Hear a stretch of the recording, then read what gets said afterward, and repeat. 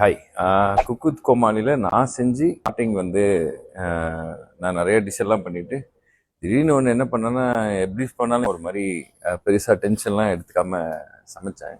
Cook with குமளியில் போன வாரம் eviction இல்லாதனால இந்த வாரம் ஸ்டார்டிங்கில் ஒரு எவிக்ஷன் பண்ணியிருக்காங்க. ஸோ அந்த எவிக்ஷன் ராஜு இல்லைனா பிரியாராமன் இவங்க ரெண்டு பேர்த்துலேருந்து யாரோ ஒருத்தர் தான் எவிட் ஆயிருக்காங்கன்னு சொல்லிட்டு அப்டேட் வந்திருக்கு. ஸோ ரீசெண்டாக நடந்த ஷூட்டிங்கில் உமேர் வந்து பார்ட்டிசிபேட் பண்ண மாதிரி தெரியுது. ஸோ உமேர் வந்து பார்த்தீங்கன்னா கண்டிப்பாக சேவ் ஆயிருப்பாரு. ஸோ ராஜு இல்லைனா பிரியாராமனில் இவங்க ரெண்டு பேர்த்துல தான் யாரோ ஒருத்தர் எவிட் ஆயிருக்காங்க.